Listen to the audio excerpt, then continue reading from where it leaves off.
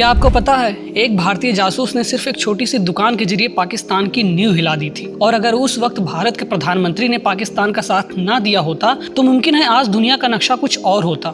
न terror attacks होते और न ही चीन हमें चारों तरफ से घेर पाता।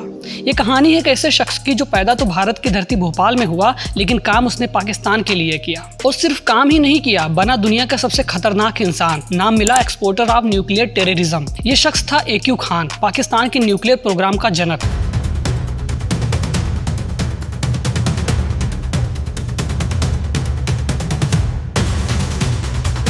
अब आइए समझते हैं पूरी कहानी। आखिर भारत को एक कोल्ड बॉम्ब मिशन को रोकने के लिए काहूटा क्यों जाना पड़ा। ये कहानी शुरू होती है एक रेस से, एक ऐसा मुकाबला जो दो पड़ोसी मुल्कों को परमाणु शक्ति की दौड़ में खींच लाया। 1974 में भारत ने किया अपना पहला nuclear test, operation smiling Buddha, और ये परीक्षण पूरी तरह सफल रहा। लेकिन इस धमाके ने पाकिस्तान को अंदर से हिला दिया और वहीं से शुरू हुआ उनका बदले का मिशन, जिसका नाम था काहूटा प्रोजेक्ट। ऑपरेशन स्माइलिंग बुद्धा की सफलता से भारत बेहद खुश था, लेकिन शायद अमेरिका और पाकिस्तान को ये कामयाबी बिल्कुल रास नहीं आई। और तभी पाकिस्तान निकल पड़ा दुनिया भर से मदद मांगने। इसी सिलसिले में उसका सामना हुआ एक मेटलर्जिकल इंजीनियर से, अब्दुल कादिर खान, एक ऐसा नाम जो आगे चलकर दुनिया का खतरनाक परमाणु सौदागर बन गया। दरअसल AQ खान उस वक्त नीदरलैंड में काम कर रहा था, एक top secret European nuclear project में, जहां उसे सेंट्रल फ्यूगल मशीन की टेक्नोलॉजी की पूरी जानकारी मिली। उसी तकनीक की मदद से वो दावा करने लगा कि वो पाकिस्तान में यूरेनियम इनरिचमेंट कर सकता है। लेकिन जासूसी के आरोप लगने के बाद AQ खान पर नीदरलैंड में गिरफ्तारी की तलवार लटक रही थी। और यहीं से इस कहानी में एंट्री होती है अमेरिका की।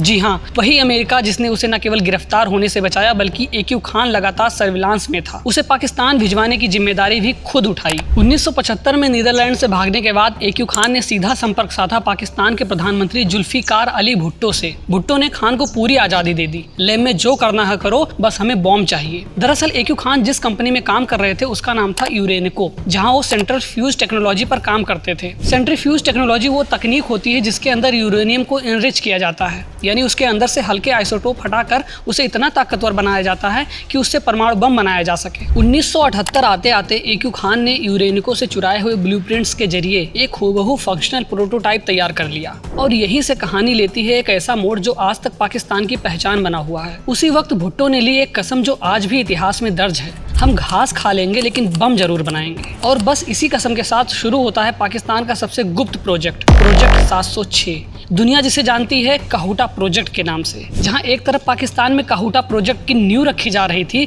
वहीं दूसरी तरफ भारत के अंदर भी एक अलग ही किस्म की हलचल चल रही थी। भारत में उस वक्त इमरजेंसी लगी हुई थी और प्रधानमंत्री इंदिरा गांधी पर कई आरोप लग रहे थे, जिनमें सबसे गंभीर था IB इंटेलिजेंस ब्यूरो का इस्तेमाल विपक्षी नेताओं की जासूसी के लिए करना। इसमें न सिर्फ IB की छवि धूमिल हो रही थी, बल्कि इंदिरा गांधी की नेतृत्व की शैली पर भी सवाल उठने लगे थे। इसी राजनीतिक तूफान के बीच कहानी में एंट्री होती है एक ऐसे शख्स की जो इस पूरे खेल की दिशा बदल देता है। नाम था RN काओ, इंदिरा गांधी के सबसे भरोसेमंद अफसरों में से एक। उन्होंने एक क्रांतिकारी सुझाव दिया कि IB को आंतरिक मामलों तक सीमित रखा जाए और भारत को अंतर्राष्ट्रीय स्तर पर काम करने वाली एक अलग खुफिया एजेंसी की जरूरत है। और यहीं से जन्म होता है रिसर्च एंड एनालिसिस विंग, यानी RNAW। और रॉ का पहला बड़ा मिशन बना काहूटा की साजिश को बेनकाब करना। अब लौटते हैं मुख्य कहानी पर। रॉ को कुछ ऐसे इनपुट मिला था जिससे ये साफ था पाकिस्तान कुछ बड़ा प्लान कर रहा है। रॉ ने बिना वक्त गंवाए अपने एजेंट्स को पहले ही पाकिस्तान की संवेदनशील साइट्स, खासकर काहूटा के आसपास तैनात कर दिया था। लेकिन तभी भारत में सब कुछ बदल गया। इंदिरा गांधी की सरकार गिर चुकी थी और सत्ता में आए मोरारजी देसाई,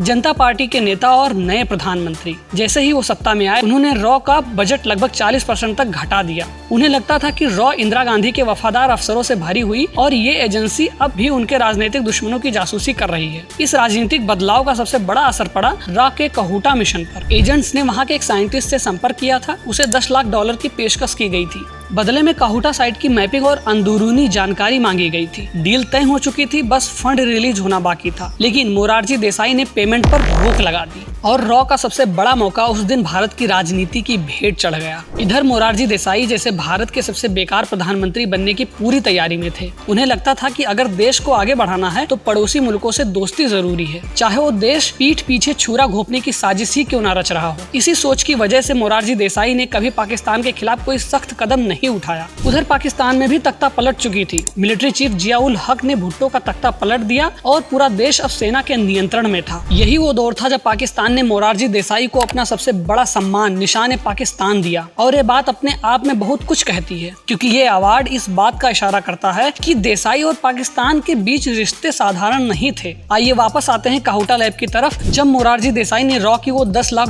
डील पर रोक लगा दी तो एजेंट्स के लिए सीधी कंफर्मेशन लेना नामुमकिन हो गया, क्योंकि न्यूक्लियर प्रोग्राम की पुष्टि करना कोई आसान काम नहीं होता। ये ना तो फोटो से पता चलता है और ना ही सैटेलाइट इमेज से पूरी सच्चाई खुलती है। पर रॉ के जासूसों ने हार नहीं मानी। कुछ और तलाशने पर उन्हें पता चला कि काहुटा साइट से थोड़ी दूर पर एक लोकल बार्बर शॉप है, जहां अक्सर काहुटा के फील्ड साइंटिस्ट बाल कटवाने आया करते थे और इसी बात का फायदा उठाया गया। रॉ एजेंट्स ने उसी बार्बर शॉप से कुछ साइंटिस्टों के बाल के सैंपल चुरा लिए और चुपचाप उन्हें भारत भेज दिया। इन बालों का जब लैब एनालिसिस हुआ तो उनमें इनरिचमेंट यूरेनियम के निशान मिले और यहीं से मिल गया वो पक्का सबूत, जिससे ये साफ हो गया कि पाकिस्तान काहुटा में न्यूक्लियर बम बना रहा है। अब जब राज खुल चुका था तो रॉ ने काहुटा प्रोजेक्ट की पूरी मैपिंग कर ली थी। उन्होंने वहां काम कर रहे वैज्ञानिकों की मूवमेंट को ट्रैक किया और यहाँ तक कि फैसिलिटी को तबाह करने के लिए साबोटाज प्लान तक बना लिए गए थे। एक समय तो एयर स्ट्राइक का विकल्प भी गंभीरता से सोचा गया था। दिलचस्प बात यह थी कि इस पूरे मिशन में भारत अकेला नहीं था। इजराइल की खुफिया एजेंसी मोसाद भी भारत की मदद कर रही थी, क्योंकि उन्हें भी डर था कि कहीं पाकिस्तान में बन रहा ये हथियार इस्लामिक बॉम्ब के रूप में ना उभरे। लेकिन यहीं से कहानी लेती है अपना सबसे दिल दहला देने वाला मोड़।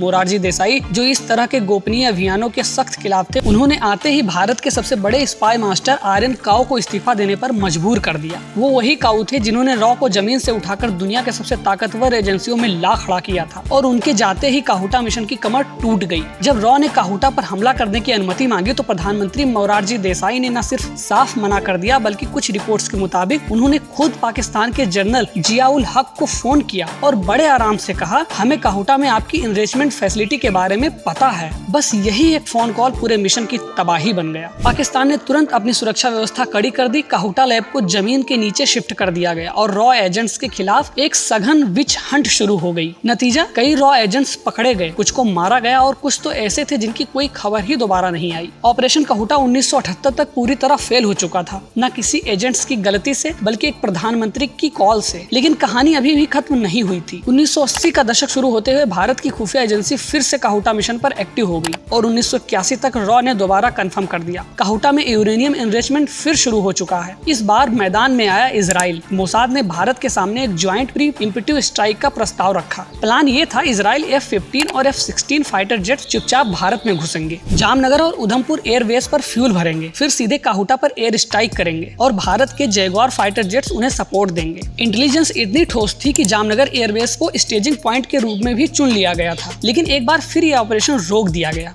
क्यों? भारत में उस वक्त हालात भीतर से बेहद तनावपूर्ण थे। पंजाब में उग्रवाद, कश्मीर में बढ़ता तनाव और सबसे बड़ा दबाव था अंतर्राष्ट्रीय मंच से। अमेरिका उस समय अफगानिस्तान में सोवियत कब्जे के खिलाफ पाकिस्तान को साथ लेकर चल रहा था। वो पाकिस्तान को F-16 लड़ाकू विमान और AWCS निगरानी सिस्टम तक दे रहा था। रिपोर्ट्स के मुताबिक अमेरिकी खुफिया एजेंसियों ने पाकिस्तान को इस ज्वाइंट ऑपरेशन की भनक भी दे दी थी और फिर अमेरिकी डिप्लोमेट्स ने भारत को सीधी चेतावनी दी, अगर भारत ने हमला किया तो US इंडिया रिश्ते टूट सकते हैं। और एक बार फिर ऐतिहासिक मौका हाथ से निकल गया। 1984 में इंदिरा गांधी की हत्या और राजीव गांधी के प्रधानमंत्री बनने के बाद काहुटा पर हमला करने का विचार हमेशा के लिए दफन कर दिया गया। राजीव ने कूटनीति का रास्ता चुना और 1988 में भारत और पाकिस्तान के ऐतिहासिक समझौते पर हस्ताक्षर किए, जिसमें दोनों देशों ने वादा किया कि वो एक दूसरे की न्यूक्लियर साइट्स पर हमला कभी नहीं करेंगे। अब जब हम पीछे मुड़कर देखते हैं तो ये सवाल अक्सर उठता है, क्या भारत पाकिस्तान को न्यूक्लियर ताकत बनने से रोक सकता था? एक प्रिमिटिव स्ट्राइक से पूरा उपमहाद्वीप युद्ध की आग में जल सकता था। कोवर्ट सबोटाज थोड़े समय के लिए असरदार हो सकता था, लेकिन उसका भी खतरा था, जैसे कि ऑपरेशन काहुटा में लीक के जरिए देखा गया। और कूटनीति उस दौर के जटिल वैश्विक समीकरण को देखते हुए शायद ही एक तेजी से उभरते पाकिस्तान को रोक पाती। लेकिन शायद कहानी यही खत्म नहीं होती, क्योंकि जिस आदमी ने दुनिया में न्यूक्लियर आतंकवाद की नींव रखी, AQ खान, उसकी असली कहानी तो अभी बाकी है। जानने के लिए कैसे बनाओ न्यूक्लियर आतंकवाद का एक्सपोर्टर और क्यों आज भी उसकी विरासत से दुनिया डरती है। इंतजार करिए हमारे अगले वीडियो का।